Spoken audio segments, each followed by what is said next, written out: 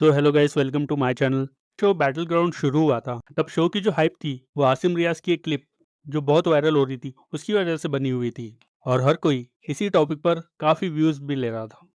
So coming to the point, इस show का weekend episode जब भी आता आपको आसिम रियाज का अग्रेशन तो जरूर दिखाई देता ना, दिखाई देता है ना। हाँ, चाहे वो फुकरा के साथ फाइट हो या रुबीना के साथ। बहुत से लोगों का कहना है कि आसिम रियाज को शो में सिर्फ लड़ना आता है ना। एक्सक्यूज मी, इसको लड़ना नहीं कहते, इसको खुद के लिए स्टैंड लेना बोलते हैं। शो के मेकर्स जो शो वाले हैं वो सिर्फ और सिर्फ आसिम रियाज का अग्रेशन दिखाते हैं, वो सिर्फ एंगर दिखाते हैं, लेकिन शो वाले ये नहीं दिखाते कि उसको कितना पोक किया जाता है। आप सबसे पहले ये क्लिप देखो। आसिम भाई से मैं दिमाग वाली बातें एक्सपेक्ट भी नहीं करता।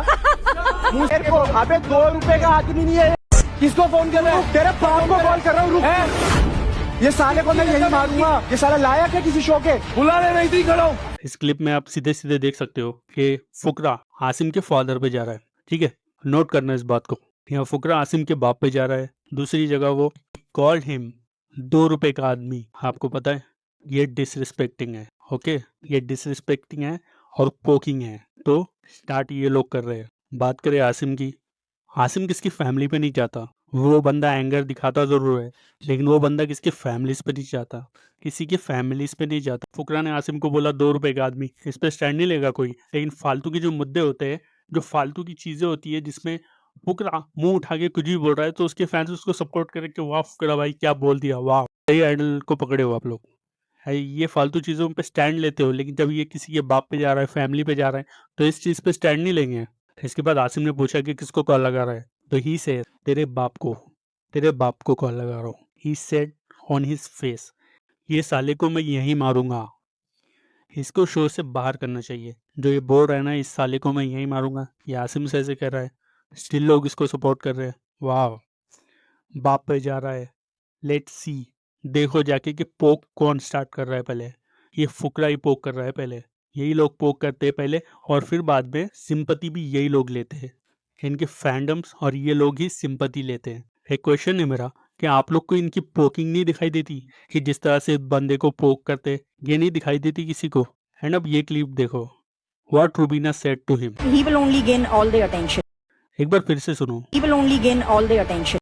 एक बात कहूंगा, रूबीना जी, अटेंशन की जरूरत आपको दिखाई देती है। लास्ट वीक वो एक टास्क में अपनी टीम की लड़की को सपोर्ट कर रहा था। वो तो अपनी टीम की लड़की को सपोर्ट कर रहा था, बीच में अटेंशन के लिए आप कूदी थी। आप ही ने बोला था ना, you break her confidence.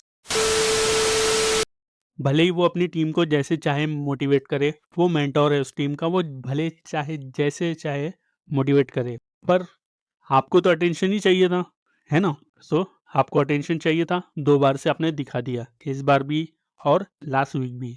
You know, Asim is different. वो हर किसी की हाँ में हाँ नहीं मिलाता। जो आपने बोला इस क्लिप में, he will gain only attention, तो आप भी तो अटेंशन के लिए ही कर रही थी ना। इस क्लिप में जो आपने बोला है, आप भी तो अटेंशन के लिए ही कर रही थी, ताकि मुद्दा बने, ताकि कोई बात हो, पंगा हो, लफड़ा हो, है ना। आप भी तो अटेंशन के लिए ही कर रही थी। और कौन नहीं जानता कि ये शो हो या लास्ट शो, हर किसी को शो में दिखने के लिए आसिम रियाज से ही लड़ना होता है, तभी आप दिखते हो शो में। क्योंकि लास्ट शो में तो आसिम रियाज से उसका एंकर भी लड़ा था, है ना।